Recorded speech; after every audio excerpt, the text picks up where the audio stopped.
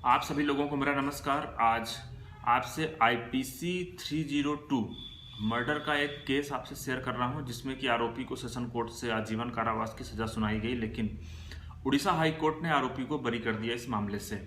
और जब मैं आपसे इस मामले की कहानी शेयर करूंगा तो आपको पता चलेगा कि किस प्रकार से सारे जितने भी एविडेंस थे आरोपी के खिलाफ थे और वो साबित कर रहे थे कि यहाँ पे जो हत्या है आरोपी ने ही किया है, लेकिन जो गवाह थे उसकी एक गलती की वजह से और उसके एक लाइन बोलने की वजह से आरोपी को इस मामले में बरी कर दिया गया।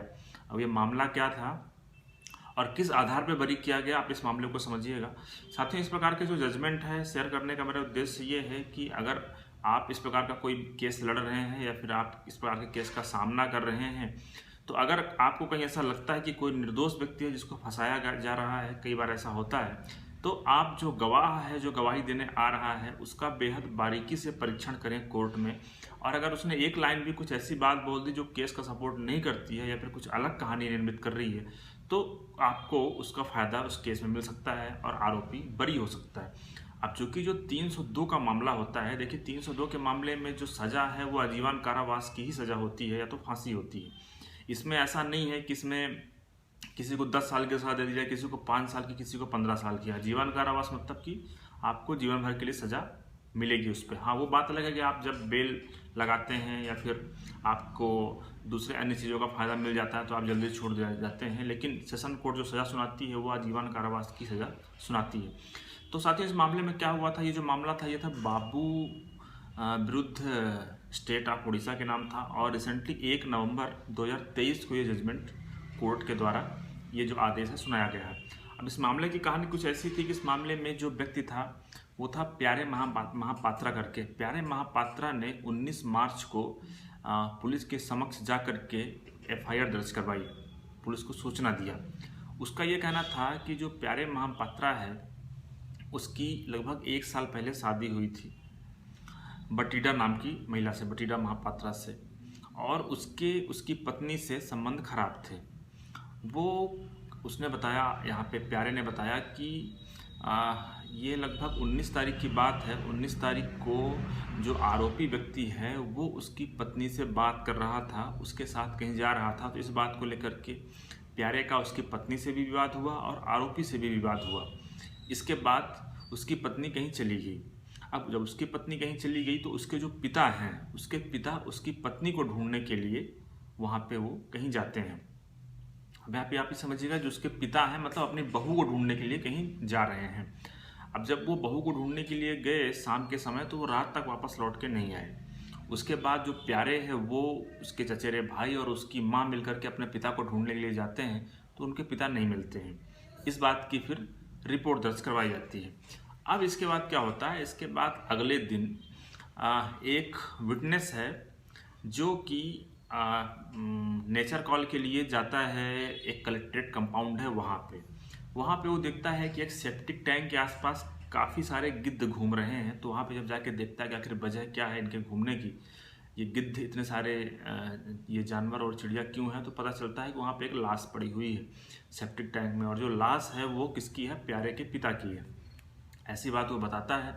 इसके बाद यहाँ पे जो पुलिस को सूचना मिलती है, पुलिस आकर के उस लाश को जब्त करती है, पंचनामा बनाया जाता है और जो आरोपी है आरोपी से पूछताछ की जाती है। आरोपी से जब पूछताछ की जाती है तो आरोपी ये बोलता है कि हाँ, आरोपी इस बात को स्वीकार करता है कि मैंने ही इसको मारा है, जो मृतक है।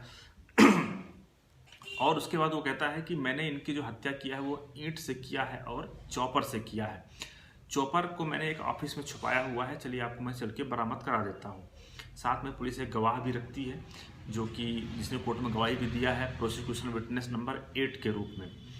अब वो जो है तो पुलिस उसके सामने उसको जब्त करती है, मामला बनाती है, चार्जशीट फाइल होता है, मुकदमे में गवाही होती है, सभी लोगों की गवाही की जाती है और उसके बाद इस मामले में आरोपी को सज़ा सुना दी जाती है आजीवन कारावास की। अब आप यहाँ पे देखेंगे कि यहाँ पे जो जितने भी एविडेंस थे वो सारे आरोपी के खिलाफ थे।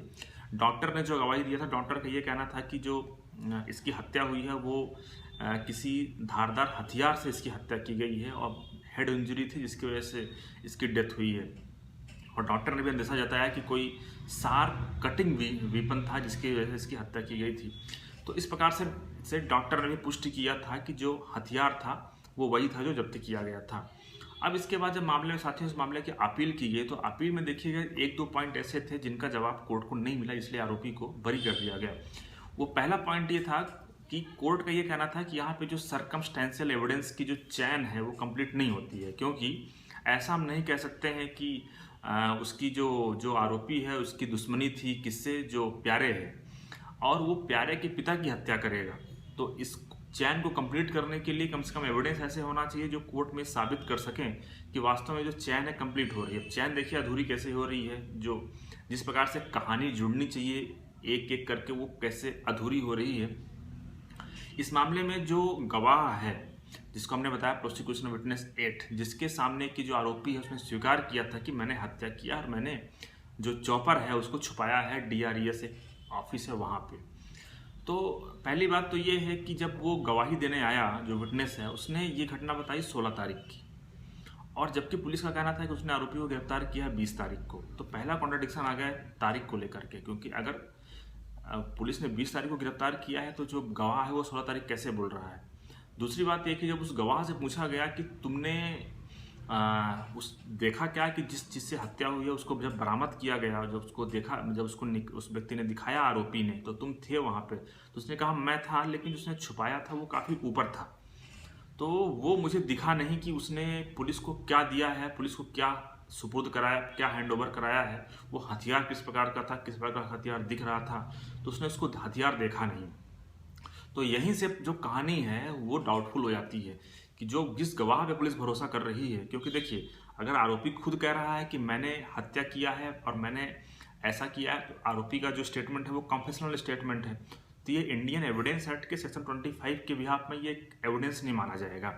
लेकिन अगर कोई गवाह है साथ में और कोई जब्ती दिखा रहा है वहाँ पे, तो उस कंडीशन में वो व्यक्ति ये बोल रहा है जो गवाह कि मैंने देखा नहीं कि उसने पुलिस को कौन सा हथियार सुपुर्द किया है, इस आरोपी ने कौन सा हथियार सुपुर्द किया है। तो यहाँ से ये जो कहानी है ये डाउटफुल हो जाती है, और इसी आधार पर इसका फायदा मिलता है आरोपी को, और आरोपी को इस मामले में बरी कर दिया जाता है। तो साथियों मुझे उम्मीद है कि अगर आपका मामला कुछ ऐसा है, किसी निर्दोष व्यक्ति को फंसाया गया है, तो आप सारे साक्ष्य को पहले जो भी गवाही देने आए तो उनका परीक्षण इस प्रकार से करें कि केस की जो सच्चाई है वो बाहर आ जाए। उसके बाद फिर अगर मान लीजिए आपको सेशन कोर्ट से फ़ायदा नहीं भी मिलता है, तो अपील के टाइम पे सस्पेंशन ऑफ सेंटेंस के एप्लीकेशन फाइल करने के समय आपको इन सब बातों को कोर्ट में रेज करना चाहिए। और हाई कोर्ट में हमने देखा है कि जो इस प्रकार की चीज़ें हैं उस कंसिडर की जाती है और इसका फ़ायदा आरोपी को मिलता है। धन्यवाद।